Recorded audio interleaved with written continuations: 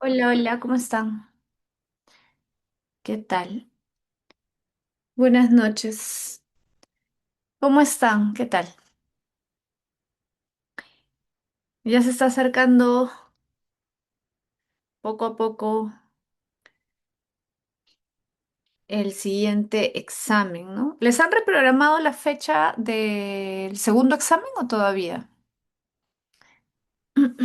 ¿O sigue manteniéndose igual? ¿Les han dicho que va a ser igual, la misma fecha que estaba programada? Sí, se mantiene. Ah, ya, ok, ok. Ya, bien. Entonces les voy a ir compartiendo el material, ¿ya? Hoy día nos tocaba, hoy día es semana 9, ¿no? Sí, semana 9. Ya, a ver. Acá está. Ya, y les estoy compartiendo el material, ¿ya? Ahí aparece, ya. Ya, chicos, chicos y chicas, ¿cómo están? Hola, hola, ¿cómo estás, Fabián? Bien, entonces ahí está. Ya se está compartiendo la diapositiva de la teoría. Ok, hola, Daniel, ¿cómo estás? Vamos a ir empezando entonces, ¿ya? Mira, este tema es un clásico. En examen de admisión y en examen de la pre es un tema que siempre viene o casi siempre viene, así que tenlo muy en cuenta, ¿ya? Vamos a ir mencionando las partes más importantes, ¿ya? Primero, tienes que recordar que la epistemología también se le llama filosofía de la ciencia. Entonces, que la epistemología es la disciplina filosófica que estudia todo lo que tiene que ver con la ciencia, qué es el conocimiento científico, qué es el método científico, aborda todos los temas relacionados con la ciencia, ¿ok? También se le conoce, repito, como filosofía de la ciencia. Ojo, por si acaso, no es lo mismo ser un epistemólogo que ser un científico. Son cosas distintas. El científico hace ciencia. El científico investiga la naturaleza, investiga el mundo, la realidad. El epistemólogo es un filósofo especializado en cuestiones científicas. O sea, no es que haga ciencia, sino que aborda problemas relacionados con la ciencia. Por ejemplo, se pregunta, ¿no? ¿Qué es la ciencia? ¿Cuál es el método científico? ¿Existe un solo método científico? ¿Cómo podemos distinguir entre una teoría científica y una teoría pseudocientífica? ¿No? Y así, ¿no? O cómo podemos determinar si una teoría es mejor que otra. Ya. El filósofo de la ciencia plantea preguntas sobre la actividad científica, no es un científico. El epistemólogo no es un científico. Puede ser si hay casos de científicos que se han vuelto filósofos. Sí, o sea que comenzaron como científicos y luego les comenzó a interesar la filosofía y ya entraron en el ámbito de la filosofía, incluso se volvieron epistemólogos, ¿no? Pero no siempre pasa. Por ejemplo, un caso que vamos a ver la próxima semana es el caso de Kuhn. Kuhn era físico y luego se fue metiendo cada vez más en la filosofía, ¿ya? Ahora, ¿qué estudia la epistemología? La ciencia. Ahora, ¿qué cosa es la ciencia? Primera definición importante. La ciencia es el conjunto de conocimientos que se tienen y que se organizan sistemáticamente acerca del universo. Ojo, cuando hablamos de ciencia en filosofía, hablamos de todas las ciencias, ¿ya? Yo sé que usualmente nosotros cuando pensamos en ciencia, pues estamos pensando en la biología, la química, la física, la matemática, pero ten en cuenta que también hablamos de las ciencias sociales. Las ciencias sociales también son ciencias. La arqueología, por ejemplo, es una ciencia, la historia es una ciencia, ¿correcto? Entonces, es todos los conocimientos, ya, todos los conocimientos que se han desarrollado acerca del universo, ¿ya? Y que están organizados sistemáticamente. Es decir, tiene que haber coherencia entre ellos, pues, ¿no? No pueden ser contradictorios, ¿no? Además, el conocimiento científico, segunda definición importante, ya, es un tipo de conocimiento que se obtiene mediante la aplicación del método científico. Es decir, no llamamos conocimiento científico a cualquier cosa. Conocimiento científico es solamente aquel conocimiento que se obtiene mediante la aplicación del método científico, ¿correcto?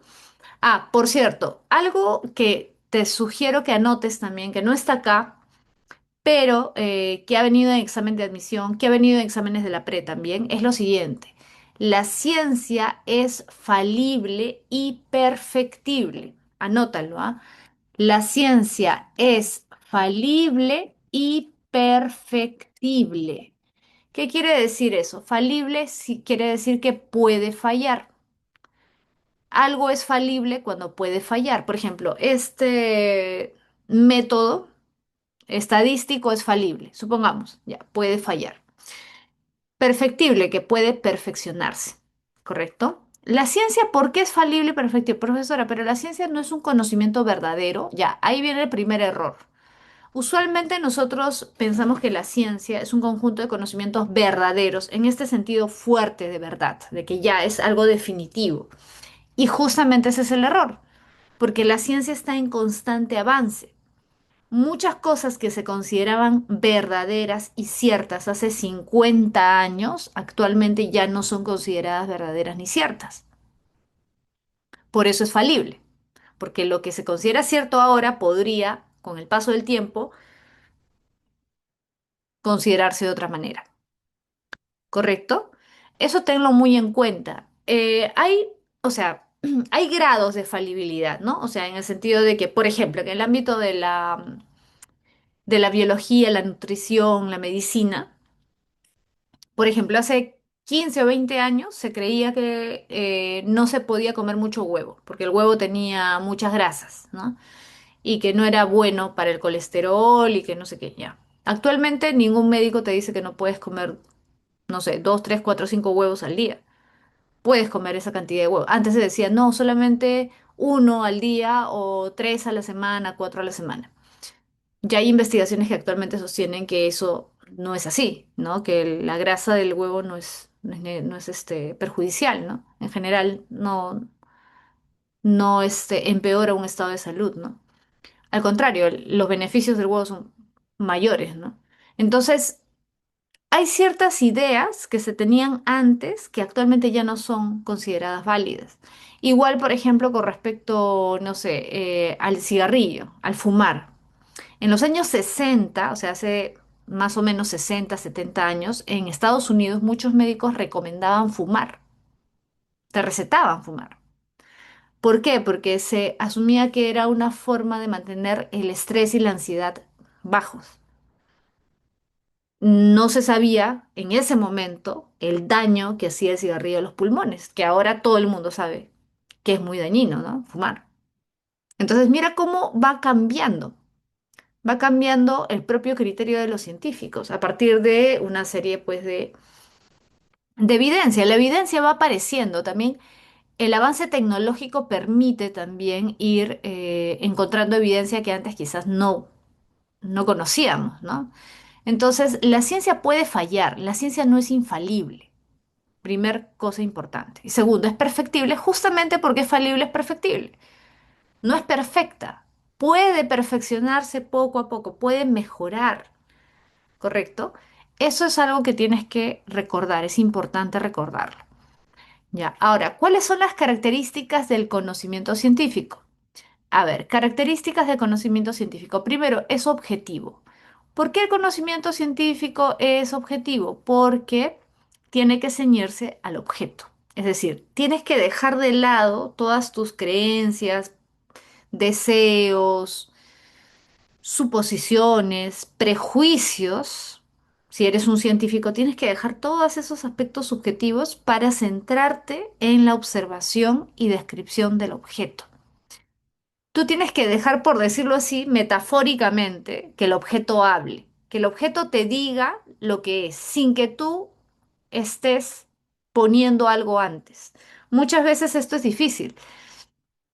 Va a depender obviamente de la ciencia, ¿no? Hay ciencias donde es más difícil ser objetivo porque tienen un carácter más social, digamos, como la historia, ¿no? Y hay ciencias donde, digamos que se alcanza la objetividad más fácilmente, ¿no?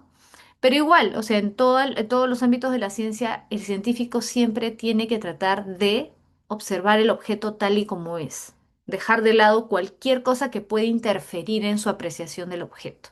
¿correcto? Segundo, el conocimiento científico es metódico. ¿Por qué es metódico? Bueno, porque sigue reglas y pasos. Es decir, el conocimiento científico es resultado de la aplicación del método científico. Y el método científico son pasos que damos. M- Mira, método viene del griego, tiene una raíz griega que es métodos con H. Igualito solamente que métodos con H, intermedio entre la T y la O. Y esa palabra griega significa camino.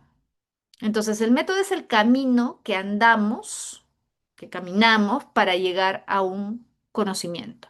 Son los pasos que damos para alcanzar un conocimiento, ¿no? Luego vamos a ver cuáles serían esos pasos, ¿ok? Tercero, el conocimiento científico es racional, correcto. ¿Por qué? Porque la ciencia usa conceptos, por ejemplo, usa proposiciones, usa argumentos también, ¿correcto? Entonces, mira, em, a pesar de que esto es lógico, o sea, la ciencia es racional, sí. ¿Por qué está mencionado? Porque muchas veces nosotros enfatizamos en la parte empírica de la ciencia, que es importante, obviamente, porque cualquier cosa que yo proponga, supongamos, ¿no? Que yo diga alguna cosa como teoría científica, como hipótesis, tiene que ser contrastada. Toda hipótesis tiene que ser contrastada, ¿ok? Pero eso no quiere decir que la ciencia solo se base en contrastar y ya, y ahí quedó la investigación científica. No, porque la ciencia es mucho más compleja de lo que a veces pensamos. No es que yo supongo algo, ya lo contrasto y ya hice ciencia, y ahí eso es la ciencia nada más. No. Las teorías científicas, por ejemplo, que son muy importantes para el progreso científico, por ejemplo, la teoría de la relatividad de Einstein. Nadie va a poder decir que la teoría de la relatividad especial y general de Einstein no fueron importantes para el avance de la ciencia. Sería absurdo. Por ejemplo, algo tan cotidiano, mira, y cómo tiene su impacto en la tecnología. Algo tan cotidiano como el GPS, que todo el mundo usa, que todo el mundo tiene en su celular actualmente. El GPS se desarrolló gracias a la teoría de la relatividad de Einstein. Sin la teoría de la relatividad no existiría GPS. Entonces, ¿a qué voy? Que a veces nosotros nos centramos solamente en este proceso de contrastación, pero no tenemos en cuenta que las teorías están compuestas de un conjunto de elementos que no son empíricos, son teóricos. Son teóricos. Entonces, ¿qué tipo de elementos? Conceptos. Por ejemplo, Einstein, cuando plantea su teoría de la relatividad. Mira, relatividad. ¿Qué cosa es relatividad? ¿Te has preguntado alguna vez? ¿Qué es? ¿Qué significa? Bueno, es un tema importante. ¿Por qué? Porque en la época en la que Einstein planteó su teoría, muchos científicos no quisieron aceptarla. Y no quisieron, y les parecía absurda justamente por este término, por relatividad. Muchos, ¿sabes cómo lo interpretaron? Como que, bueno, como que las reglas o el tiempo y el espacio va a depender del punto de vista del observador. Eso es relativismo. ¿Se entiende? Muchos científicos lo interpretaron como relativismo, como que estaba relativizando el conocimiento científico de alguna forma porque estaba diciendo que dependía el punto de observación del sujeto. Entonces, muchos científicos rechazaron la teoría de la relatividad. Y acá entra justamente un punto importante, que son los conceptos. ¿Por qué muchos lo rechazaron? Porque no existía el concepto de relatividad. O sea, el primero en usar ese concepto es Einstein, el primero en usarlo. Y él tuvo que explicar qué cosa significaba ese concepto para que lo entendieran, porque si no, no lo iban a entender. Entonces, el trabajo científico también es un trabajo racional en este sentido. Es un trabajo que requiere de definiciones, conceptos, argumentos, explicar cómo de esto y esto se deriva esto. De esta premisa uno, esta premisa 2 y esta premisa 3 se deriva tal cosa, esta conclusión. El científico también tiene que hacer ese trabajo de argumentación. Por eso el tema de argumentación, que es un tema que vemos en filosofía, es un tema importante para cualquier profesional, para cualquier carrera, porque todos ustedes estudian ingeniería, derecho, lo que sea, van a tener que argumentar. Entonces, los argumentos, los conceptos son importantes dentro del ámbito científico. Ese es un aspecto, digamos, más racional o teórico que tiene la ciencia, que muchas veces desconocemos, digamos, cuando no nos dedicamos a la investigación científica, ¿no? Poco a poco ustedes, cuando ya los que lleven carreras relacionadas con ciencia, se van a dar cuenta, ¿no? Lo importante que es definir, usar conceptos, argumentar, ¿no? Y cuarta característica, el conocimiento científico es fundamentado, es decir, que se basa en pruebas, es decir, se sostiene, se sustenta en pruebas y en demostraciones. Ojo, no es lo mismo prueba que demostración. Prueba es lo empírico. ¿Cuál es la prueba de que los dinosaurios vivieron hace 10 millones de años? Ya, prueba es lo empírico. Ah, mira, acá hay un fósil. Esa es la prueba, la evidencia. Pero la ciencia solo se sostiene en pruebas empíricas, en evidencia empírica, no. También se sostiene en demostraciones, que es evidencia racional, digamos. ¿Y qué serían las demostraciones? A ver, ustedes han visto de casualidad, bueno, ya es una serie que tiene sus años, no es tan reciente, pero han visto de casualidad esta serie, The Big Bang Theory, la teoría del Big Bang.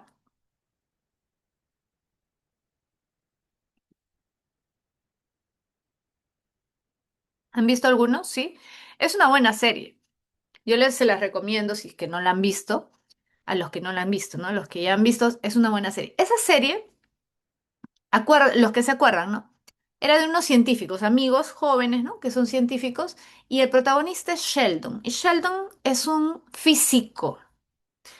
Pero no es un físico que va a un laboratorio a experimentar ahí, ¿no? Sino que es un físico que, ¿qué cosa? Está siempre con su pizarrita haciendo ¿qué cosa? Ecuaciones. Es un físico teórico. Es un físico teórico, como lo era Einstein, porque Einstein justamente era un físico teórico. Einstein no iba a un laboratorio. Einstein hacía todo, su trabajo era matemático. Su trabajo era matemático. Entonces, a eso voy, fíjate, es importante, repito, usualmente tenemos la idea del científico en un laboratorio y no siempre es así. No siempre el científico está en un laboratorio, ¿no? Hay trabajo dentro de la ciencia que es teórica.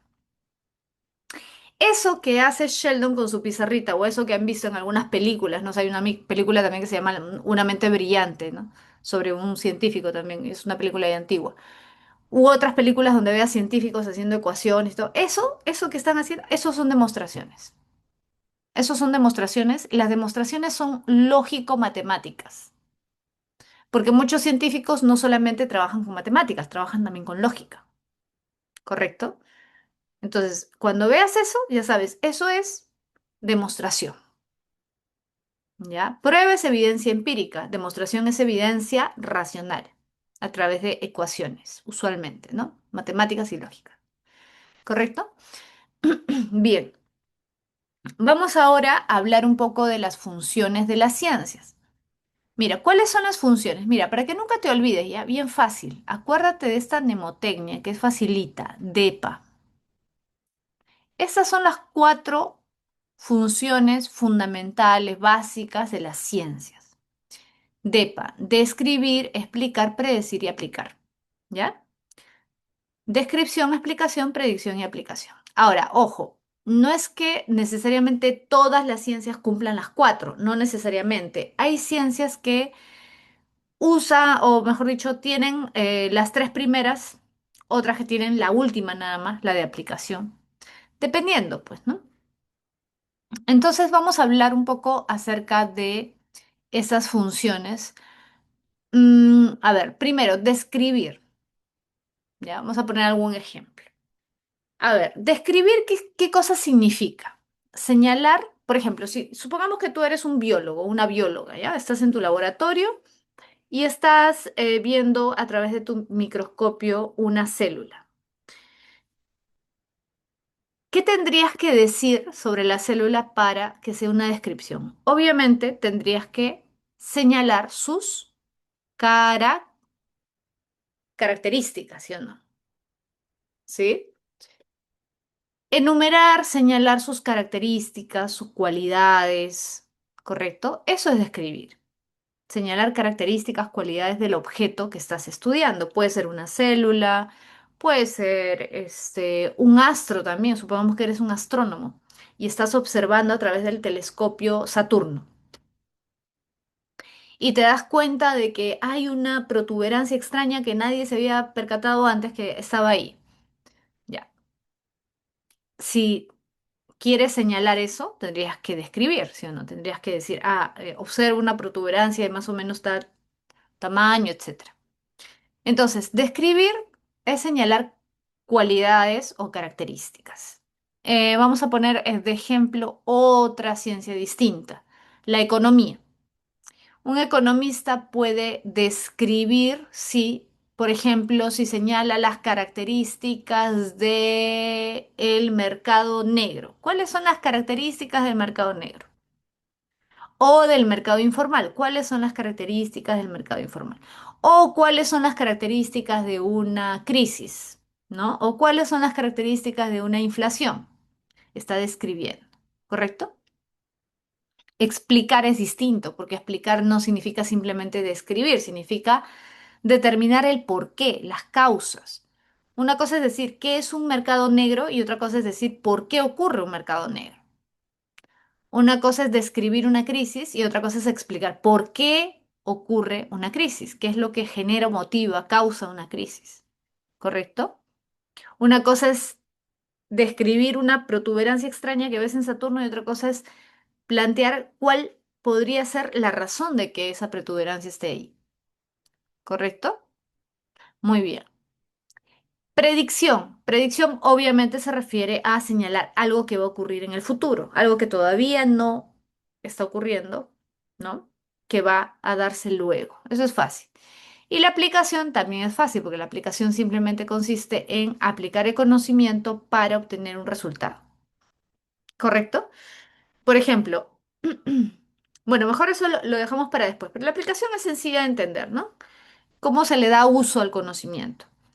Ahora, vamos a ver la clasificación de la ciencia. Si esto te pareció muy resumido, no te preocupes porque ahorita vamos a hablar un poco más de eso. Clasificación de las ciencias. Mira, acá vamos a hablar un poco más de ese tema. Podemos clasificar las ciencias de dos maneras, de dos formas, ¿ya? Según su objeto de estudio o según su función, ¿correcto? Supongamos que, a ver, ya, yo quiero, vamos a concentrarnos solo en la primera, ¿ya? Son dos maneras, son dos formas distintas. Entonces me voy a olvidar por un momento de la función. No quiero saber, para que no me distraiga. Entonces, según su objeto de estudio, ¿cómo puedo clasificar a las ciencias? A ver, todas las ciencias van a tener que entrar en una de estas dos formas, según su objeto de estudio. Acá la pregunta es la siguiente. ¿Qué es lo que estudia esta ciencia? ¿Cuál es el objeto que estudia esta ciencia? Repito, ¿qué estudia esta ciencia? Si la ciencia X, supongamos la biología, ¿no? Ya, estudia algo fáctico, algo de la realidad, algo empírico, algo que se puede medir, ¿correcto? Algo que se puede observar. Si el objeto de estudio es algo tangible, medible, la ciencia es fáctica, porque está estudiando algo de la realidad, ¿correcto? Entonces es fáctica. Fáctico viene del término factum, ¿no? Que significa hecho, ¿correcto? Factum significa hecho en latín. Entonces, una ciencia fáctica es una ciencia que estudia un hecho, algo concreto de la realidad. Mientras que las ciencias formales no estudian algo concreto, no, estudian algo abstracto. Estudian entidades ideales, ¿correcto? Es decir, cosas que no existen en la realidad empírica, ¿sí? Entonces, a ver, vamos a un poco practicar esto. ¿La física será una ciencia formal o una ciencia fáctica? Tú te tienes que preguntar, para responder, primero pregúntate, ¿qué estudia esta ciencia? ¿Qué estudia la física? El movimiento de los cuerpos, ¿sí o no? ¿El movimiento se puede medir? ¿Se puede observar? Claro, obviamente. ¿El movimiento es algo de la realidad que podemos observar? Claro, obviamente. Entonces es una ciencia fáctica, ¿sí o no? ¿Correcto? La física es una ciencia fáctica. ¿La biología es fáctica o no? ¿La biología es fáctica o no? Obviamente es fáctica, pues. Claro que sí. ¿La historia es fáctica o no? ¿La historia es fáctica o no? Claro, porque la historia estudia los hechos históricos. Claro, ya pasaron, sí, es cierto, pero ha quedado una evidencia de esos hechos a través de documentos, etcétera, ¿no? Claro. ¿La arqueología es una ciencia fáctica o no? La arqueología también, obviamente. ¿La economía es una ciencia fáctica o no? La economía, claro, la economía que estudia. La producción, la riqueza, ¿no? La generación de riqueza. Un economista estudia el PBI. El PBI es tangible, medible, cuantificable, claro. Muy bien. ¿La matemática es fáctica o no es fáctica? No, muy bien. ¿Por qué? Porque el objeto de estudio de la matemática son los números y los números no son algo real.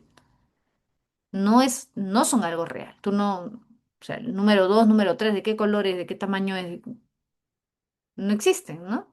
Son entes abstractos, correcto. Es una ciencia formal. Entonces, la matemática es una ciencia formal.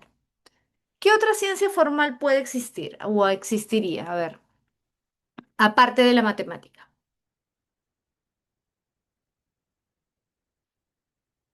Muy bien, la lógica. La lógica también es una ciencia formal. Acuérdate que la lógica no es una disciplina filosófica. Por mucho tiempo se le consideró parte de la filosofía, porque fueron básicamente filósofos los que la desarrollaron, digamos, ¿no? Pero la lógica es una ciencia formal, ¿correcto? Estudia los argumentos, ¿no? Las formas de argumentación, ¿correcto? Angeli, la física cuántica, ¿qué sería? Bueno, cualquier teoría física es parte de la física. Cualquier teoría. Cualquier teoría física es parte de la física. Por lo tanto, ojo, no estamos hablando de teoría, estamos hablando de ciencias, ¿correcto? La física es una ciencia fáctica. Yo no podría decir la teoría cuántica es una ciencia fáctica, porque la teoría es una teoría, ¿correcto? Entonces, la física es una ciencia fáctica, porque su objetivo, finalmente, o su objeto de estudio es el movimiento. Lo que quiere entender es el movimiento de los cuerpos. Ahora, que tú hagas toda una teoría que puede sonar muy abstracta y que mucha gente no entiende porque está representado a través de la matemática es otra cosa. Pero esa teoría habla de la realidad, sí, claro. Estudia la realidad, sí, claro. La teoría de la relatividad de Einstein trataba de resolver un problema real, ¿no? O sea, un problema del movimiento de los cuerpos reales, ¿correcto? Entonces, ojo, acá esto es bien sencillo en realidad. Para que nunca te equivoques, ¿ya? Todas las ciencias son fácticas, todas, excepto la matemática y la lógica. Todas las ciencias son fácticas, excepto la matemática y la lógica, ¿ok? Bien. Ahora vamos a ver, ¿qué pasó acá? Vamos a hablar acerca de la otra clasificación. Entonces voy a hacer lo mismo, voy a eliminar esto por el momento para que no nos distraiga. Uy, ¿qué pasó? Lo puedo eliminar. A ver, ya, ahora sí. Ya, por el momento, para que no nos distraiga. Entonces, esa es otra forma de clasificación. Acá ya la pregunta no es qué estudia, esta ciencia? Acá la pregunta es, ¿qué función cumple esta ciencia?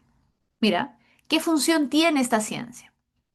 Entonces, vamos a llamar ciencias puras a todas aquellas ciencias que se dediquen a describir, explicar y o predecir, ¿ya? Las ciencias que describen, explican y o predicen, no necesariamente tienen que ser las tres, ¿ya? Puede ser dos de ellas, puede ser dos. Son ciencias puras. Si una ciencia describe, explica, predice, es ciencia pura. Mientras que las aplicadas son las que aplican, básicamente las que aplican y sobre todo las que desarrollan tecnología, las que sirven para desarrollar tecnología, ¿correcto? Entonces, tenemos, fíjate, las tres primeras funciones, ciencias puras, y la última que es la aplicación, básicamente ciencias aplicadas. Por eso que incluso existe una universidad muy conocida, ¿no? Que se llama Universidad Peruana de Ciencias Aplicadas, porque inicialmente todas sus carreras eran de ciencias aplicadas. Entonces, ¿qué carreras, por ejemplo, o qué ciencias desarrollan tecnología? ¿Qué ciencias están encargadas básicamente de desarrollar tecnología? En hacer modelos, ver si esos modelos funcionan en la realidad, construir, ¿no? Llevar a cabo las ingenierías, claro, las ingenierías, muy bien. Sí, las ingenierías. Básicamente las ingenierías, sí, son ciencias aplicadas, porque desarrollan tecnología. La ingeniería aeronáutica, por ejemplo. La ingeniería civil, la ingeniería mecánica, la ingeniería de minas.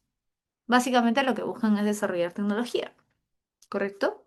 O la ingeniería biomédica, ¿no? Buscan desarrollar tecnología, ¿correcto? Ahora, la medicina, buena observación, Diego. La medicina también es una ciencia aplicada, porque el científico, el médico, ¿no? Es un científico, sí. Estudia biología, química, física, matemática, todo eso lo estudia con el objetivo de aplicarlo, porque el objetivo del médico es curar a su paciente. El objetivo del médico no es describir una célula, el objetivo del médico no es explicar por qué las células cancerígenas se reproducen rápidamente. Eso no es el objetivo, eso tiene que saberlo el médico, pero con el objetivo de curar a su paciente, ¿correcto? Claro, el médico no desarrolla tecnología, pero sí usa el conocimiento que él tiene para un objetivo puntual, ¿correcto?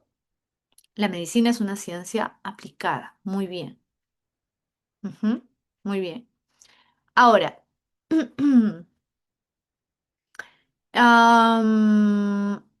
vamos a preguntar otras, ¿ya? ¿La biología será pura o aplicada? La biología es pura, claro, porque la biología sí se encarga de describir, por ejemplo, describe las características de una célula cancerígena. Explica, por qué es que aparecen las células cancerígenas, ¿no? O, no sé, una variación genética, qué sé yo, ¿no? ¿Por qué se ha dado esta variación genética? ¿No? Puede predecir, a partir del conocimiento que tiene, puede predecir lo que va a pasar, sí. Por ejemplo, acuérdate de las leyes de Mendel. Con las leyes de Mendel tú puedes predecir de alguna forma qué color de ojos va a tener un niño, por ejemplo, si sus dos papás tienen ojos marrones, supongamos. ¿Se puede predecir? ¿Sí o no? Sí, se puede predecir. Entonces, o si los dos papás tienen ojos azules, supongamos, también se puede predecir. Entonces, la biología permite predecir, describir, explicar es pura. ¿La física será pura o aplicada? Pura también, correcto. La física también es pura, porque también sirve para describir, explicar, predecir. Muy bien. ¿La historia qué será? ¿Pura o aplicada? Pura también, porque la historia para... o sea, ¿qué hace la historia? A ver, ¿cuál es la función de la historia? La función de la historia es describir hechos históricos y explicar por qué se han dado esos hechos históricos, ¿sí o no? Por ejemplo, la Guerra del Pacífico. ¿Cuándo comenzó? ¿Cuándo terminó? ¿Quiénes se enfrentaron? ¿Cuántos muertos? ¿Y por qué ocurrió? ¿Cuál fue la causa que originó la Guerra del Pacífico? Ya, igual. Profesora, ¿y predecir? En el caso de la historia, no, porque la función de la historia no es predecir. Que tú puedas con conocimientos de historia ayudarte como para ver, ¿no? Qué puede pasar actualmente, eso ya es otra cuestión, pero eso no es función de la historia. Función de la historia es describir y explicar hechos históricos, punto. Nada más, ¿no? Obviamente la arqueología también es una ciencia pura. ¿La sociología será pura o no? ¿La sociología será pura o no? La sociología, ¿sí o no? ¿Es pura? Sí, pero solo pura. El sociólogo puede describir, explicar, predecir y también aplicar. También aplica, muy bien. También aplica, claro. Tú sabes que muchos sociólogos los contratan empresas mineras, ¿no? Sobre todo cuando esas empresas mineras están en ciertas localidades de la sierra, por ejemplo, del Perú, donde hay comunidades con las que la minera tiene que negociar, ¿no? Ciertos acuerdos. Muchas veces contratan sociólogos. Muchas empresas también contratan antropólogos.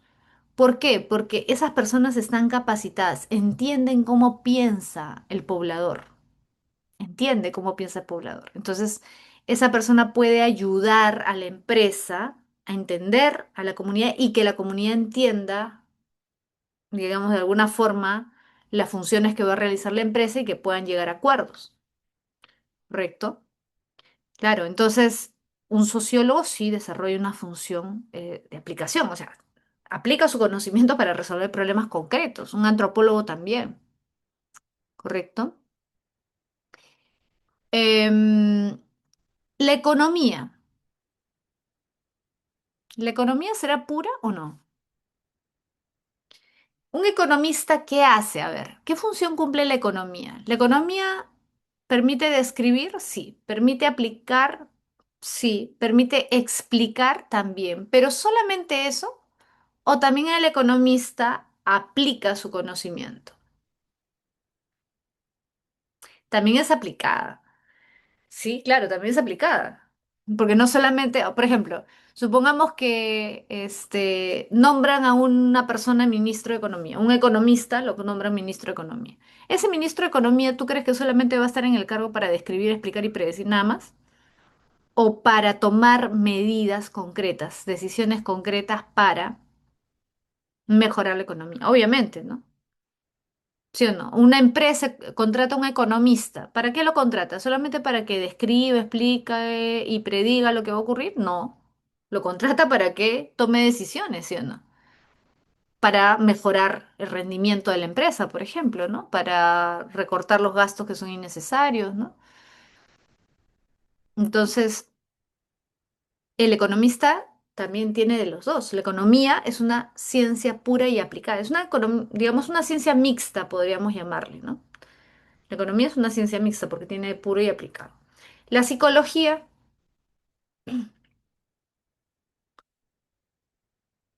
la psicología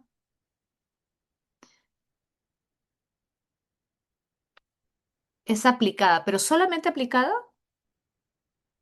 ¿Un psicólogo también describe, explica o no? Claro, claro. Un psicólogo también describe y explica, ¿o no? ¿Sí o no? Claro, tiene una parte teórica, por decirlo así, ¿no? Tiene que saber muchas cosas de teoría para luego aplicarlas en su consultorio, ¿sí o no? Él tiene que tener una teoría, tiene que saber cuáles son las características de ciertas, no sé, por ejemplo, de la ansiedad, ¿no? Tiene que saber distinguir la ansiedad de la, no sé, pues de la depresión, ¿o no?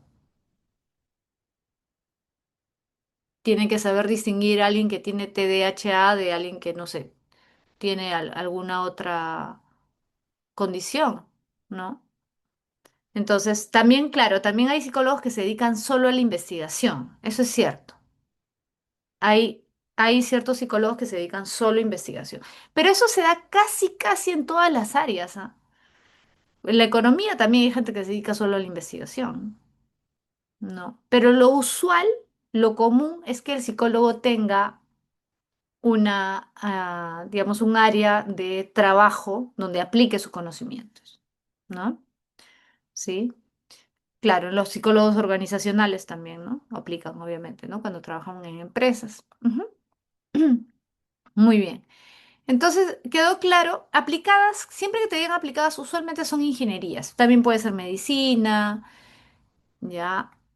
¿Qué habíamos dicho? Medicina, sí, básicamente, ingenierías, medicina. La arquitectura, por ahí alguien puso, me dejó pensando un poco la arquitectura, porque la arquitectura, claro, los arquitectos básicamente lo que buscan es diseñar, ¿no?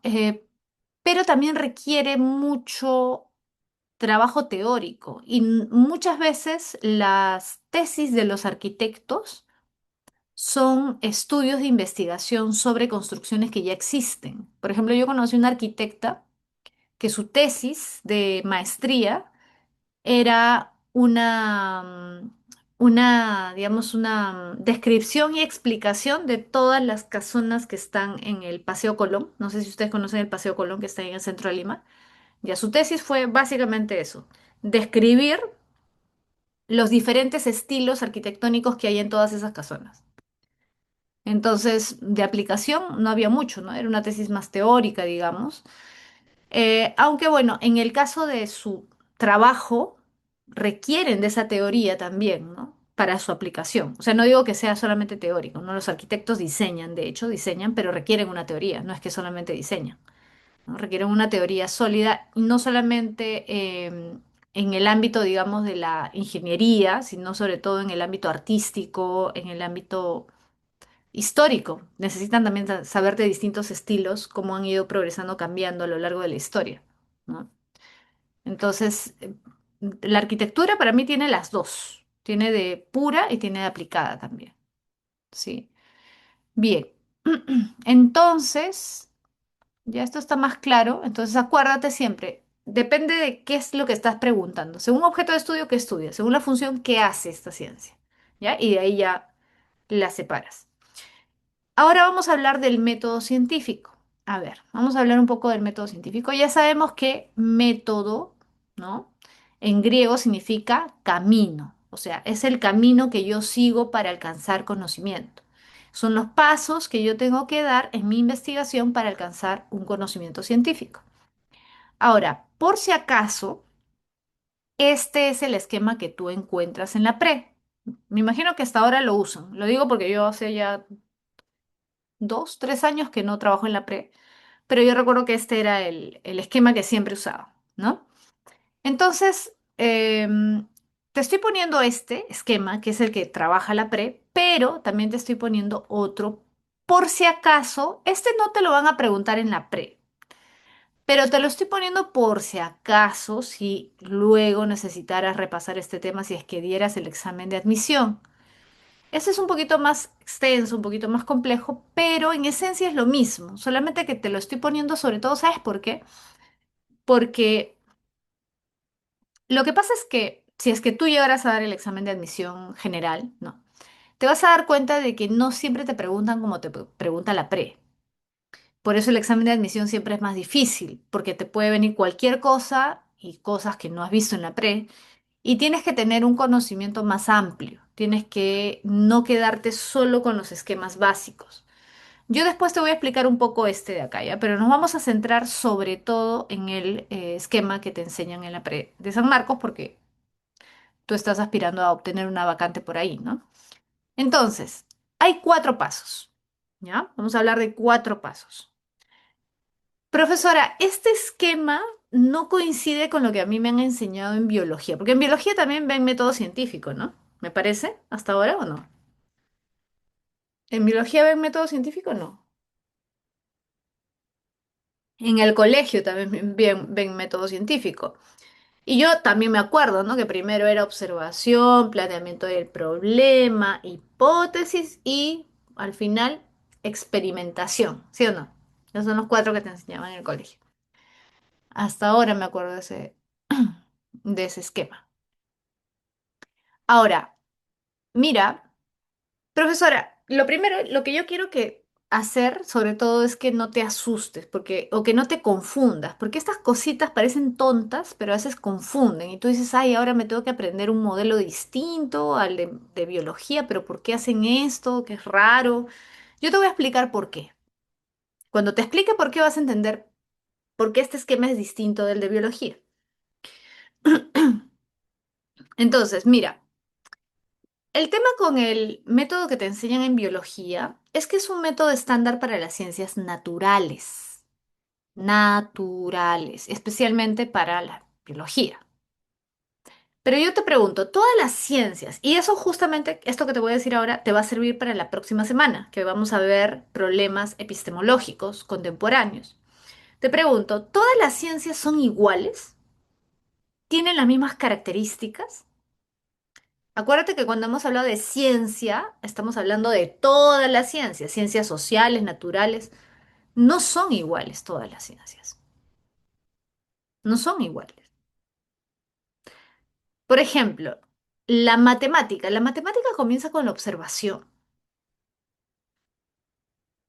Mm, un matemático comenzará a analizar un problema observando la realidad. No.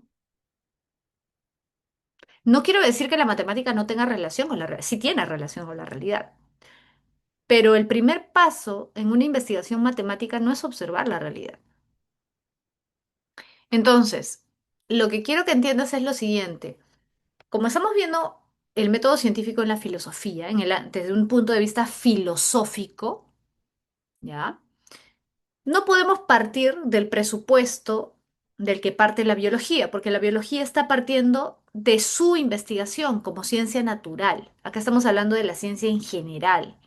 Entonces, esta perspectiva que te voy a explicar ahora, este método científico que te voy a explicar ahora, tiene que ver con la forma o la perspectiva, la forma de pensar de Popper, que lo vamos a ver la próxima semana. Popper era un epistemólogo, filósofo, dedicado al ámbito de la ciencia, que no estaba de acuerdo con este esquema tradicional que todos aprendemos sobre la ciencia, de que observamos, ¿no? Planteamos una hipótesis y a partir de ahí hacemos un experimento. Por ejemplo, ¿no? Un caso sencillo. Yo observo, supongamos que de casualidad, ¿ya? Muchas de las leyes también surgen de casualidad. Yo dejé este anillo cerca de la cocina, muy cerca, y me había olvidado. Luego me lo pongo y me queda suelto. ¿Qué ha pasado? Que el anillo es de metal y me doy cuenta de que se ha expandido. Ahora me queda suelto. Ya no me ajusta como antes. ¿Qué ha pasado? Entonces, ahí puedo observar, o sea, algo extraño, ¿no? Ha cambiado algo. Ok. Luego vuelve a ocurrir algo así. Dejo algo de metal cerca de la hornilla de la cocina o en otro lugar donde hay fuego y noto que se ha expandido un poco. Entonces, ya. A partir de esta observación, yo podría plantear la hipótesis de que los metales se dilatan con el calor. Ok, esa es mi hipótesis. Vamos a confirmarlo. Voy a hacer ahora un experimento donde voy a poner 5 objetos de metal cerca al calor y voy a ver si todos se expanden con el calor.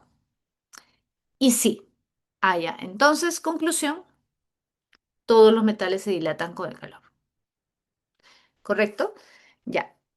Esta, digamos, sería la forma de pensar tradicional acerca de la ciencia, un poco la biología, la física, la química, ¿no?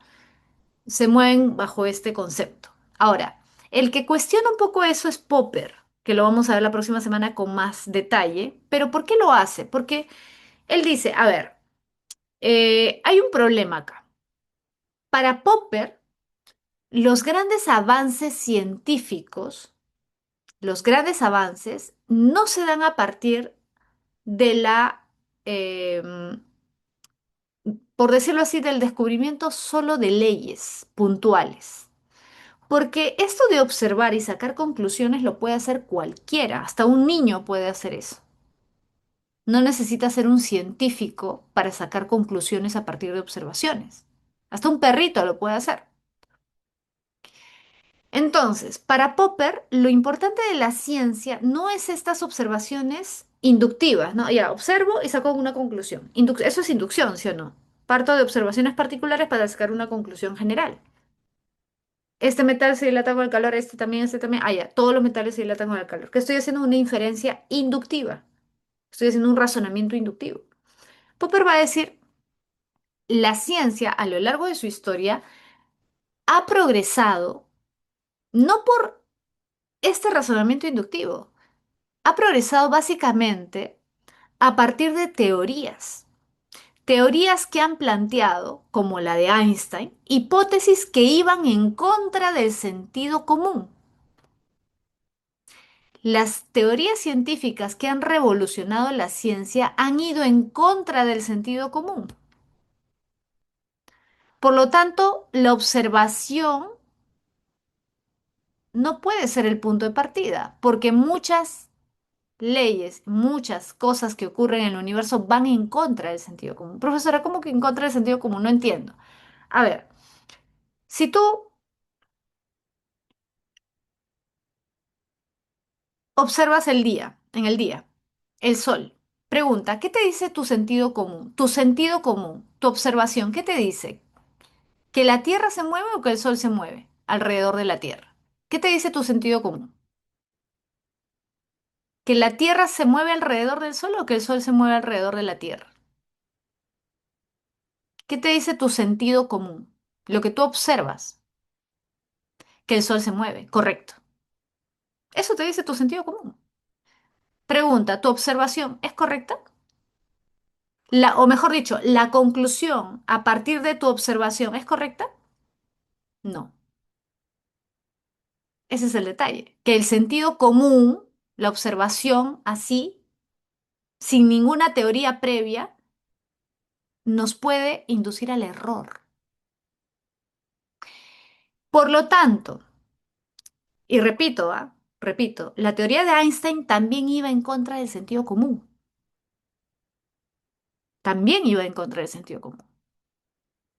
Entonces, ¿por qué te repito a Einstein y Einstein? Porque Popper vivió en la época en que Einstein plantea su teoría de la relatividad. Y es más, justamente como revolucionó la ciencia Einstein en ese momento, Popper lo toma como modelo de científico. Es más, le escribe cartas, ¿no? Tienen una correspondencia, incluso se llegan a ver en algún momento y conversan, porque para Popper, o sea, lo que quería Popper era saber cuál había sido el proceso mental, lógico, racional que había llevado a Einstein a llegar a las conclusiones a las que llegó. Entonces, mira, lo que está diciendo Popper es bien interesante. Lo que está diciendo Popper es la ciencia que revoluciona el heliocentrismo de Copérnico, que cambió justamente, fue en contra de nuestro sentido común porque cambió ese esquema que teníamos, que creíamos que antes el Sol giraba alrededor de la Tierra y él dice, no, es la Tierra la que gira alrededor del Sol. La teoría de Einstein, que también revoluciona la ciencia y va en contra del sentido común. Fíjate, lo que hacen esas teorías no es partir de la observación. Ninguno de los dos, ni Copérnico ni Einstein, parten de la observación. ¿Qué hicieron ellos? ¿Sabes qué hicieron? Simplemente querían resolver un problema que ya estaba planteado. Ellos no salieron a la calle a observar algo y dijeron, ah, no, acá hay algo raro y voy a investigar. No, ellos no observaron. Ya habían observaciones previas que otros habían hecho y ya había un problema dado, un problema planteado. Y ellos simplemente dijeron, ya, yo quiero responder esta pregunta, quiero resolver este problema, este enigma que nadie ha podido resolver. En el caso de Einstein, por ejemplo, ¿cuál sería el enigma? ¿Qué era lo raro? Lo que no calzaba, la teoría física decía que las leyes de Newton servían para entender cualquier tipo de movimiento de los cuerpos. Y la teoría de Newton, o bueno, las leyes de Newton, servían efectivamente para explicar los movimientos en el ámbito terrestre. Funcionan. Por eso que tu profesor de física seguramente te enseña las leyes de Newton, ¿sí o no? ¿No? Por ejemplo, un cuerpo está yendo a tal velocidad y choca con otro cuerpo, ya, le transfiere su velocidad, ¿no? De alguna forma, ya. Eso, o sea, las leyes de Newton sirven para entender el movimiento acá. Pero cuando los científicos aplicaban las leyes de Newton para predecir los movimientos de los astros, ya no servían. Las leyes de Newton ya no sirven para entender los movimientos de los astros, para predecir los movimientos de los astros. Entonces, el problema ya estaba planteado. No es que Einstein descubrió esto, ¿ah? No, eso ya habían físicos anteriores a Einstein que se habían dado cuenta de ese problema. Entonces, ¿qué hace Einstein? Einstein, repito, no tuvo que salir a buscar un problema, observar nada. Él dijo, ya, yo quiero resolver este problema. Entonces, paso uno, problema. ¿Cuál es el problema que yo quiero resolver? Este. Paso dos, ¿cuál puede ser la razón de que las leyes de Newton no sirvan para explicar? ¿Cuál puede ser la razón? Entonces, la hipótesis, ¿qué cosa es? Es un intento de explicar, ah, ya, podría ser tal cosa. Podría ser que estemos partiendo de un concepto equivocado. El concepto, primero, evidentemente nos estamos equivocando al tratar cuerpos enormes, masivos, el Sol, como si fuera pues un carro. Obviamente hay una distancia enorme entre la masa de un auto y la masa del Sol. Una diferencia brutal. No puedo comparar dos cuerpos tan distintos en cuanto a masa. Quizás por ahí está la respuesta. Entonces, la masa podría estar afectando el movimiento. Pero fíjate, yo te estoy hablando de un caso, pero en realidad la teoría de Einstein es una teoría, no es una ley. Como es una teoría, tiene varias hipótesis. Justamente por eso te estoy hablando, por ejemplo, de la masa. Pero no es lo central dentro de la teoría de Einstein. Lo central es justamente el punto de vista del observador, de lo que se va a dar cuenta Einstein. O sea, hay varias hipótesis que él va planteando. O sea, varias cosas que él encuentra que son podrían estar generando el error y a partir de lo cual va generando hipótesis. Entonces, una de la hipótesis central sería, ¿no? Lo que afecta el movimiento, nuestras predicciones sobre el movimiento, es que el movimiento no es uno, sino que va a depender de dónde estamos viendo el movimiento, de dónde estamos viendo el movimiento del cuerpo. Esa sería su hipótesis central, ¿no? Está planteando algo que a nadie se le había ocurrido, porque a nadie se le ocurrió esa hipótesis, a nadie. Iba en contra del sentido común, sí, porque a nadie se le había ocurrido que el observador pudiera tener tanta importancia, que el punto de vista del observador pudiera estar cambiando, ¿no? La, digamos, la observación del movimiento. Entonces, una vez que tiene la hipótesis, fíjate, ¿ah? Einstein se queda en este paso porque él no es un físico experimental, él es un físico teórico. Él no lleva a cabo experimentos, él plantea la teoría y otros luego hacen la contrastación. Es más, ni siquiera es que puedan hacer la contrastación, sino que no era posible y se tenía que esperar y se esperó un tiempo, unos años después, ocurrió un evento que permitió justamente contrastar la teoría de Einstein y confirmar que era correcta, unos años después. ¿Por qué no se podía hacer el experimento? Fíjate, por eso acá no dice experimento como dice en biología, porque en biología tú sí puedes hacer experimentos. En física, sí, claro, en física experimental puedes hacer, si es para el ámbito terrestre, puedes hacer experimentos. Pero hay muchas ciencias en las que no se puede hacer experimentos. Por eso en filosofía preferimos el término contrastación y no experimentación. Es el equivalente, digamos, pero contrastación es un término más amplio, abarca más cosas. Por ejemplo, te pregunto, ¿en historia tú puedes experimentar? ¿El historiador experimenta? ¿Hace experimentos?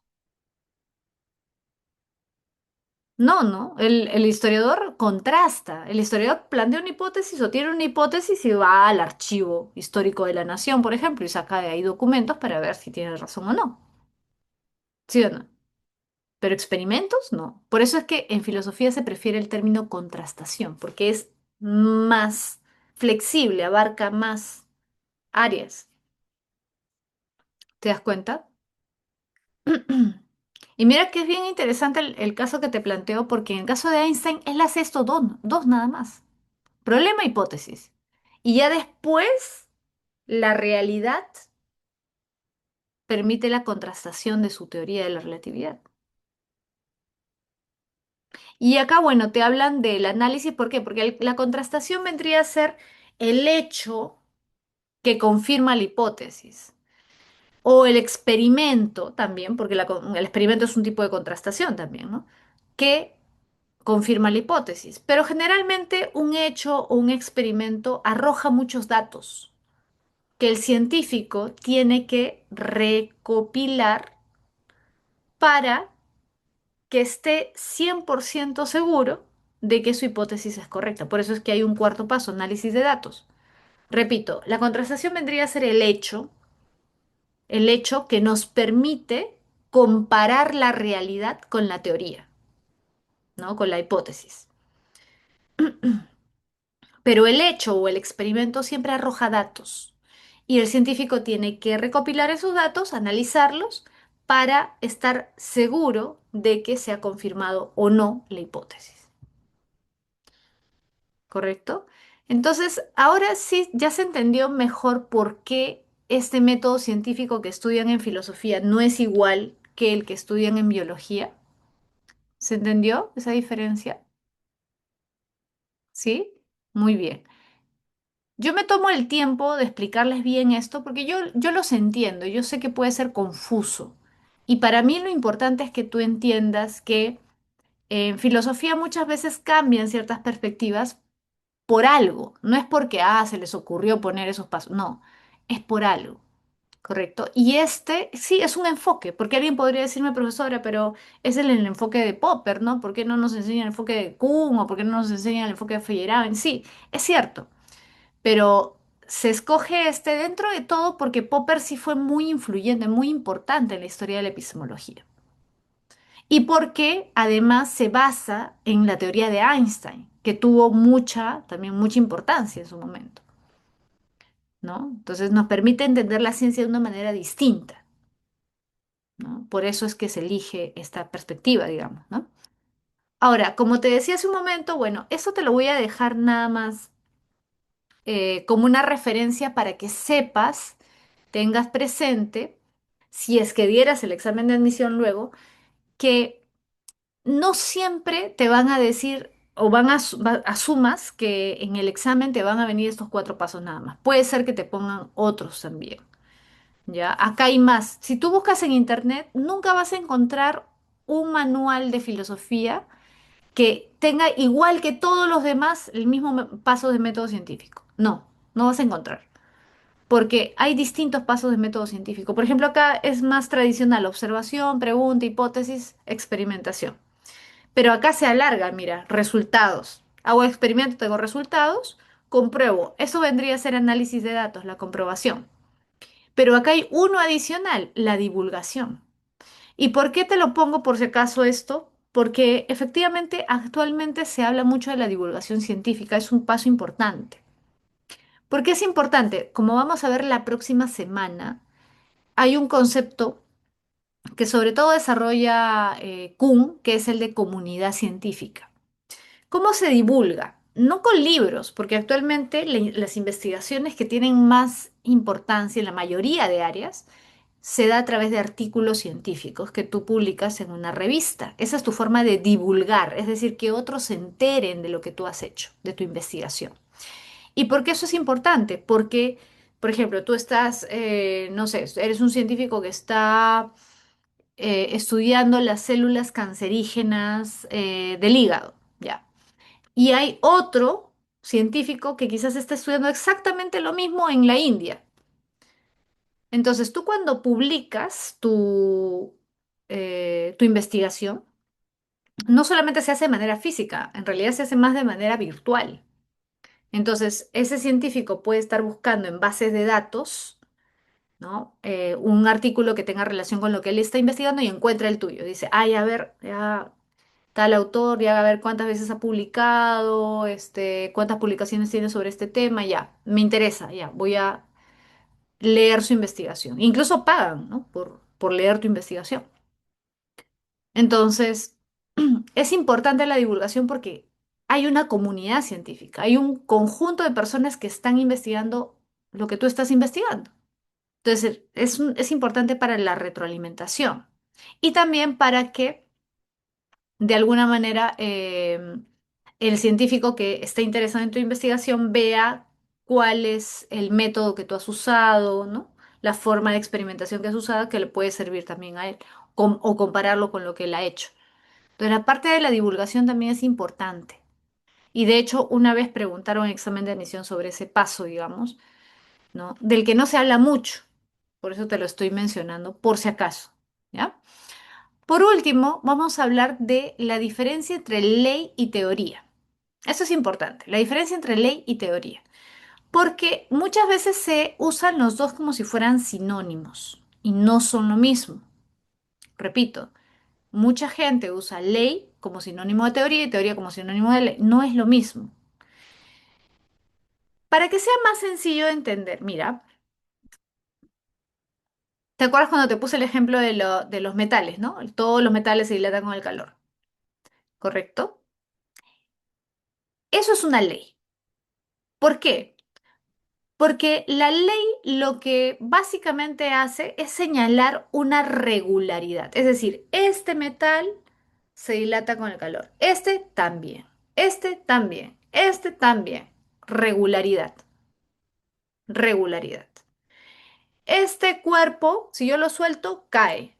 Este cuerpo, si yo lo suelto, cae. Esto, si yo lo suelto, también cae. Ah, ya. Conclusión, todos los cuerpos caen. Correcto. Entonces, la ley siempre señala una regularidad. Es decir, estamos asumimos, que la naturaleza se comporta, te pregunto, ¿de manera predecible o impredecible? ¿La naturaleza se comporta de manera predecible o impredecible?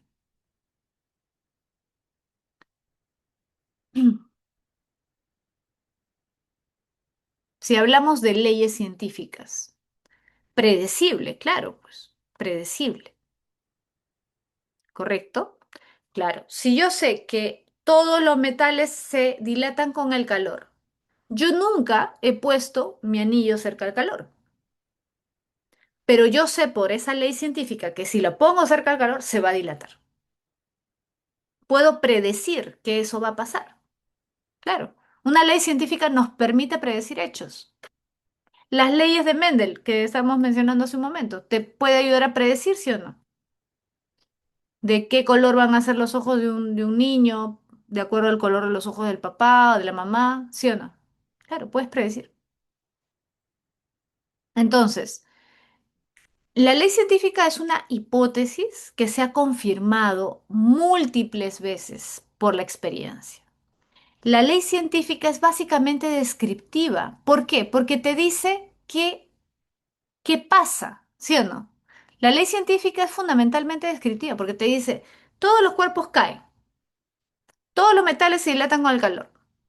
Pregunta, ¿te dice por qué? ¿Por qué los cuerpos caen o por qué los metales se dilatan con el calor?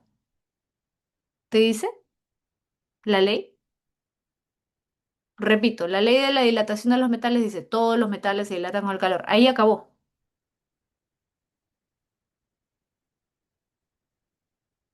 ¿Te dice por qué? No. Te dice lo que pasa, nada más. ¿Por qué pasa? No sé. Es más, el propio Newton, ¿ah? El propio Newton decía, hipótesis non fingo. Yo no hago hipótesis, o sea, yo no supongo nada, yo no supongo cosas, yo digo lo que veo. Yo veo que los cuerpos caen. Ahora, ¿por qué caen? ¿Quién sabe? No sé, pero caen. Dijo Newton, ¿ah? Yo no hago hipótesis, yo no hago supuestos, yo digo nada más lo que observo. Para Newton, el científico tenía que hacer eso nada más, observar y decir lo que observaba. Entonces, la ley científica señala una regularidad en la naturaleza, ¿correcto? Una regularidad, ¿ya?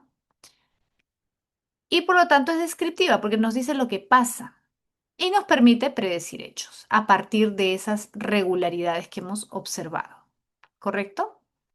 Ahora, ahora, la teoría científica es más compleja porque una teoría científica es un conjunto de leyes. Repito, la teoría científica es un conjunto de leyes. Conjunto de leyes. Mira, la teoría científica está compuesta por proposiciones sobre los fenómenos, es decir, afirmaciones sobre los fenómenos que observamos, hechos que se describen, ¿ya? Proposiciones sobre los fenómenos, hechos, entidades, relaciones y leyes que estructuran la realidad. La teoría de la relatividad de Einstein, por ejemplo, ¿está compuesta de una sola ley? No, tiene varias leyes. Entonces, para armar una teoría científica no te basta con observar y sacar conclusiones por inferencia inductiva. Por eso, justamente esto es lo que valoran Popper, porque Popper dice, lo que hace Einstein no es observar y sacar conclusiones inductivas nada más, no, es escoger un problema y a partir de ese problema imaginar una solución o qué es lo que puede estar fallando para imaginar una posible respuesta. La hipótesis es una posible respuesta, acuérdate. Acá vamos a retroceder a método científico. Problema, ¿ya? ¿Por qué ocurre esto? Hipótesis. A. Esto puede ser. Es una posible solución al problema. No necesariamente es la respuesta, puede ser que no sea.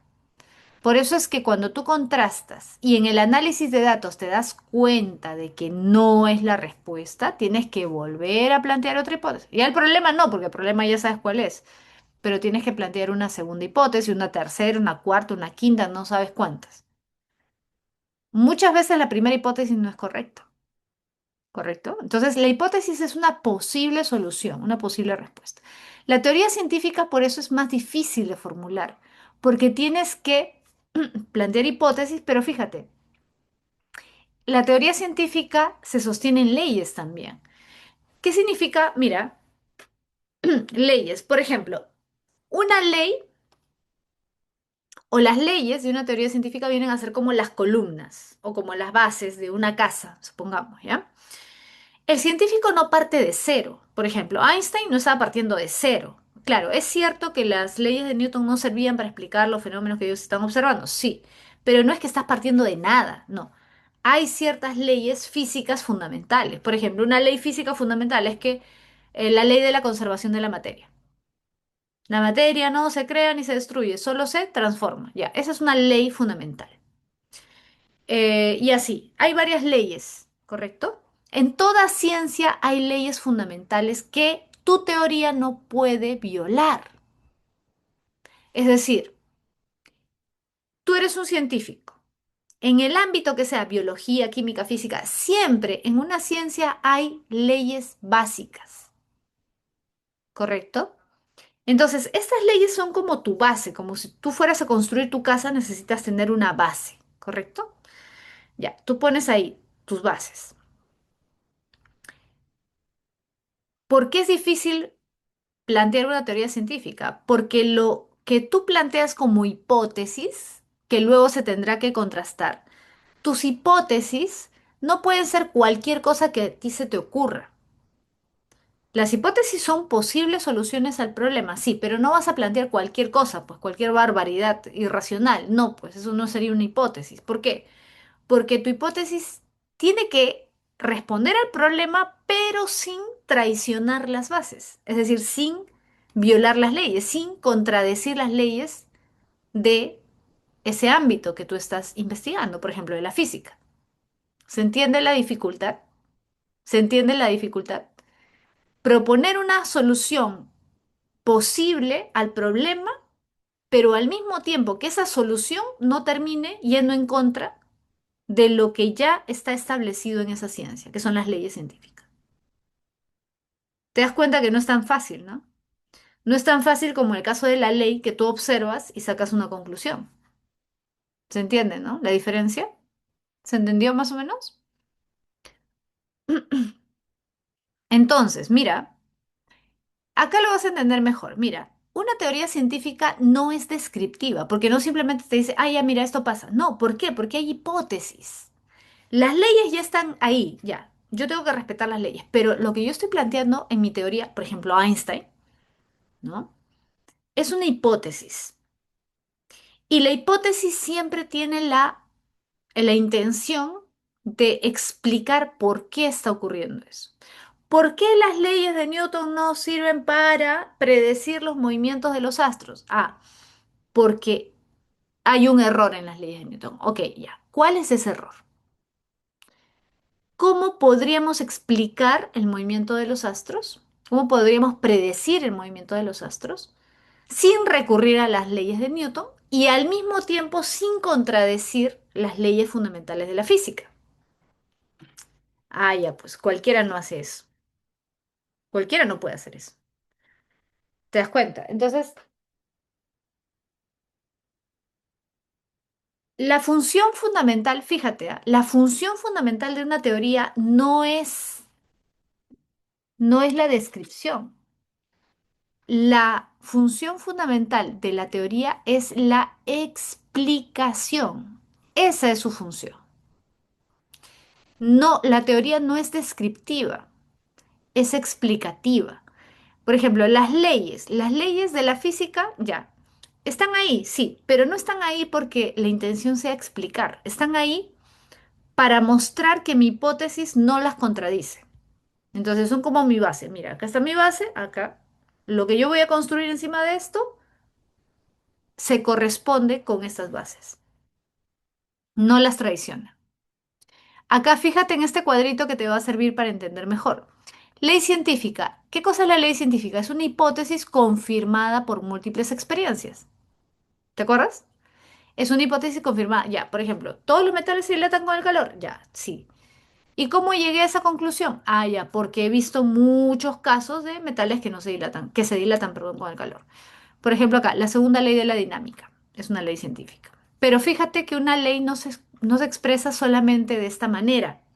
Todos los metales se dilatan con el calor o todos los cuerpos caen. No, también puede ser una ecuación. Fuerza es igual a masa por aceleración. Esa es una ley.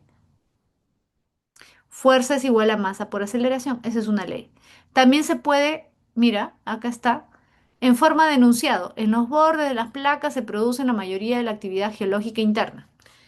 Te pregunto, ¿es descriptiva? ¿Sí o no? ¿O es explicativa? Acá, en este caso, mira, en los bordes de las placas se produce la mayoría de la actividad. ¿Te dice por qué? ¿Por qué se da así? ¿O te dice simplemente cómo es? Te está describiendo. Si te das cuenta, es básicamente descriptiva. ¿Sí o no? La siguiente, como expresión funcional, mira, acá, la función del aparato respiratorio es producir el intercambio de gases. ¿Te está diciendo por qué? No, te está diciendo cómo se da. La función es esta, punto, como expresión funcional. Entonces, las leyes científicas se pueden expresar de múltiples formas, pero si te das cuenta, la ley científica es descriptiva, es más fácil. La teoría científica no es tan sencilla, porque la teoría científica generalmente no plantea una sola hipótesis, plantea varias hipótesis.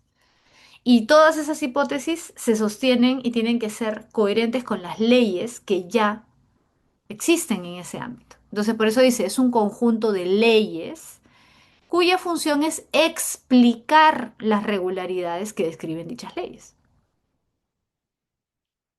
Claro, porque toda teoría científica busca que sus hipótesis se conviertan en leyes. O sea, espera el científico que su hipótesis sea confirmada y que se convierta en una ley. Pero repito, en la teoría no hay una sola hipótesis, hay varias hipótesis, porque la teoría busca explicar distintos fenómenos, no uno solo, sino distintos fenómenos, ¿correcto?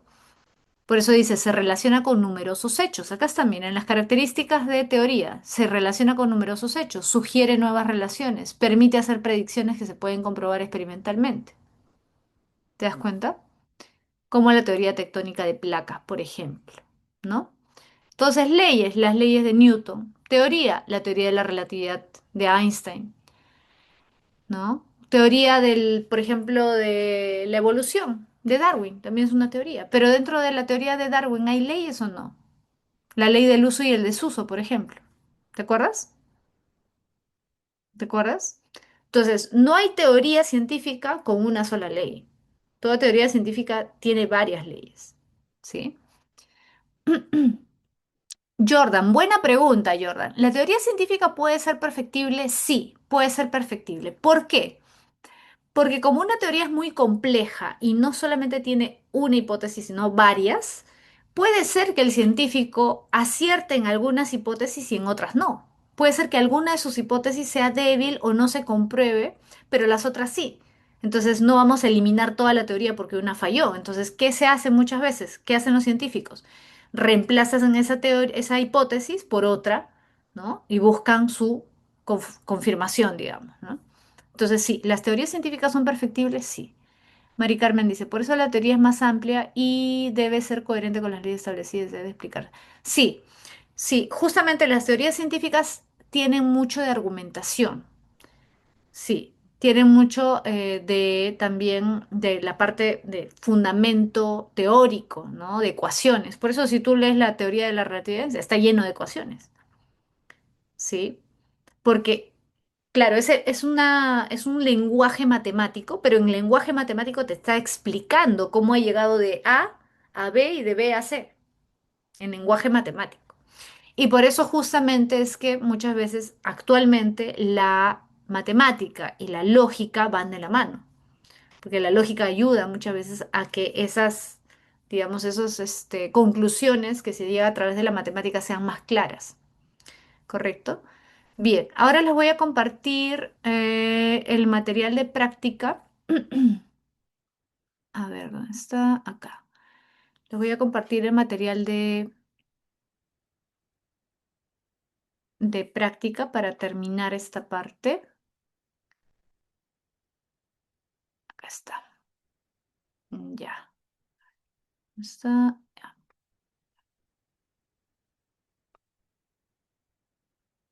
Ya. Jennifer dice, me hizo una duda. Los enfoques de paradigma, discontinuidad, teoría de acumulaciones, la teoría de Thomas Kuhn, ¿en qué boletín se ve? Ah, ya. Eso se ve la próxima semana. Eso es problemas epistemológicos contemporáneos. No te preocupes, todo eso lo vamos a ver la próxima semana. Ujú. Eso es tema de la próxima semana. Ahí vamos a ver Popper, Kuhn, vamos a hablar de Feyerabend. Sí, vamos a hablar de varias perspectivas, del Círculo de Viena también, ¿no? Ya. Entonces, ahora empezamos. A ver, dice, varias teorías científicas abordan el problema del universo. Dichas teorías nos señalan cómo es que el universo ha llegado a su situación actual con todo lo que se puede apreciar en este, planetas, estrellas, galaxias, etc. Una de estas teorías es la teoría del Big Bang, que postula que el universo comenzó hace casi 14.000 millones de años con una expansión masiva inicial. En ese momento original, el universo estaba concentrado en un único punto donde estaba toda la materia. Dicho movimiento inicial persiste hoy y el universo continúa expandiéndose. Considerando lo anterior, es adecuado afirmar que la ciencia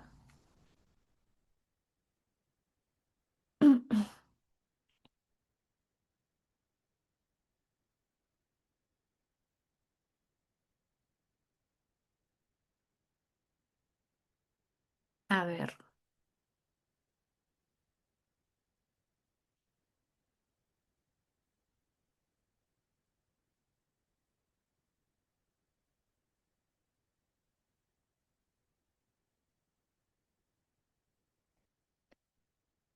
considerando lo anterior. Básicamente lo que nos menciona es cómo esta teoría busca explicar, ¿no? O nos trata de decir cómo es que se ha dado el origen del universo, ¿no? Cómo empezó el universo y cómo sigue, digamos, expandiéndose, ¿no?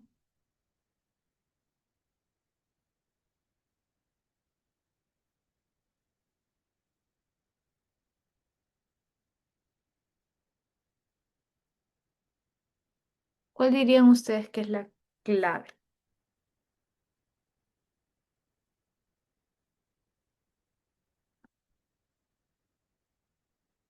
Claro, la D, ¿no? La D es la más adecuada, sí, pues porque nos está hablando acerca del origen y cómo, ¿no? Cómo se da este universo, cómo tiene, qué cosa tiene, planetas, estrellas, galaxias. Está haciendo de alguna forma una descripción, ¿no? Correcto, es la D. La 2, a ver, antes del siglo XVII existió la creencia muy difundida de que los gusanos de mosca se generaban espontáneamente a partir de carne en descomposición. Solo recién en el siglo XVII, Francesco Redi, un médico y naturalista italiano, planteó que dichos gusanos provenían de los mismos insectos. Para demostrar su afirmación, hizo aislar carne en tres envases. Para demostrar, ok, hizo una hipótesis y acá, ¿qué está haciendo? ¿Mm? Ya. Dos cubiertos y uno descubierto. Solo en el frasco descubierto aparecían gusanos, mientras que en los otros dos la carne no estaba en descomposición. Sobre la demostración de Reddy, tomando en cuenta las funciones de la ciencia, se puede señalar que el conocimiento científico, a ver, tomando en cuenta las funciones de la ciencia, el conocimiento científico, a ver, funciones de la ciencia, acuérdate, DEPA, describir, explicar, predecir y aplicar. Ok. El conocimiento científico,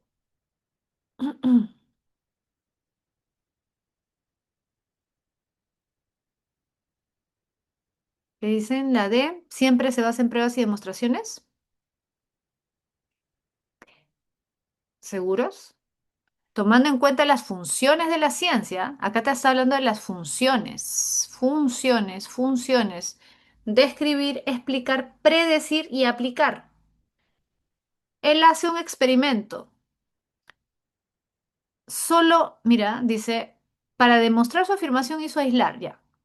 Él decía que los gusanos provenían de los insectos. Luego que vio que en un frasco aparecían gusanos y en los que estaban cubiertos no aparecían gusanos. O sea, describe la estructura. No. Funciones. Describir, pero ¿está describiendo la estructura? ¿Qué está describiendo? ¿Qué está haciendo? Con su experimento, ¿qué está logrando? ¿Qué está haciendo con su experimento?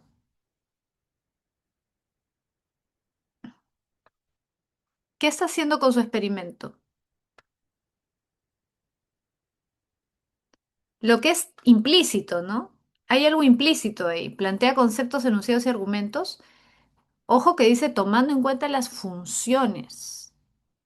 Describir, explicar, predecir y aplicar. ¿Qué está haciendo? Está, de alguna manera, ¿qué cosa? Con la sobre la demostración de Reddy. Lo que está haciendo es anticipar lo que va a pasar. Nos señala claro, porque su experimento está permitiendo, o sea, él plantea una hipótesis y su hipótesis nos permite predecir qué va a pasar. ¿Qué va a pasar? Que donde está bien sellado no van a aparecer gusanos, mientras que en el otro sí, sí van a aparecer. ¿Sí? La demostración de Reddit nos permite eso, darnos cuenta de lo que va a ocurrir. Si es correcta, podemos predecir. Si es incorrecta, no. Pero si es correcta, sí. Las funciones, acuérdate, funciones, DEPA. ¿Ya? Esta no está fácil, la verdad, pero Siempre ciñete a lo que te están preguntando. 3. A comienzos del siglo XX, el origen de los continentes suponía algo sin solución visible.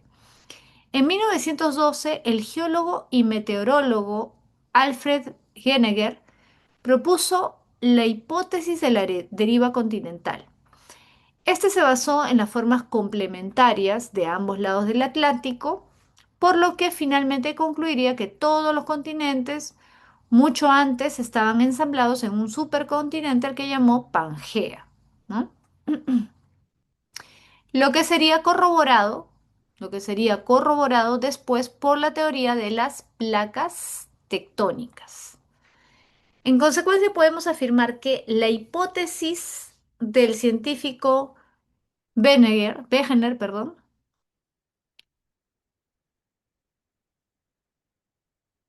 podemos afirmar que la hipótesis, podemos afirmar que la hipótesis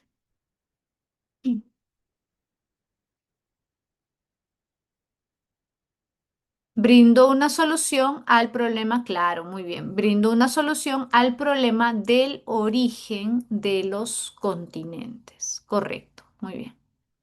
4. Desde la filosofía de la ciencia se sostiene que la ciencia no es mera acumulación de datos, sino un sistema teórico práctico compuesto por modelos contrastables cuya validez depende de la coherencia y la replicación. Bajo esta perspectiva, la ciencia se entiende como una actividad racional orientada a descubrir regularidades mediante métodos sometidos a crítica. ¿Qué definición refleja mejor esta concepción?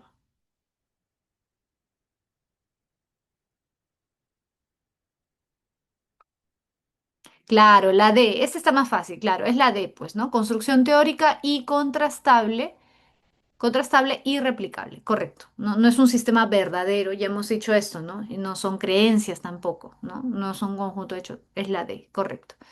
Y la 5, a ver, para terminar.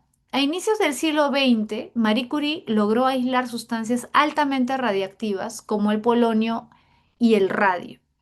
Al estudiar sus propiedades, descubrió la capacidad que tenían para emitir energía sin intervención externa, lo que abrió un campo completamente nuevo para la física y la química. Estos fenómenos permitieron comprender mejor la estructura interna de la materia y originaron diversas aplicaciones médicas. A partir del caso descrito se puede afirmar que la ciencia,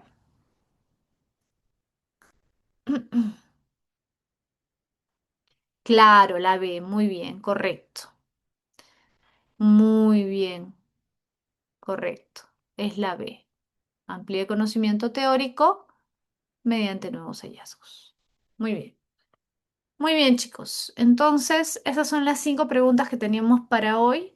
Si se dan cuenta, quizás la más difícil ha sido esta, ¿no? Porque tienes siempre que tener cuidado. Cuando te preguntan funciones de la ciencia, te acuerdas DEPA, de escribir, explicar, predecir, aplicar. En la respuesta tiene que haber alguna de esas tres de alguna forma. De cuatro, perdón, de alguna forma. ¿Ya? Muy bien, chicos. Entonces, ahora sí los dejo para que puedan ir a descansar, a seguir con sus actividades. Nos vemos la próxima semana. ¿Sí? La respuesta de la pregunta 1, Mari Carmen, es la D, dado, es dado. Bien, chicos, cuídense. Nos vemos la próxima semana. Un abrazo a todos, que tengan bonita semana. Chao, chao.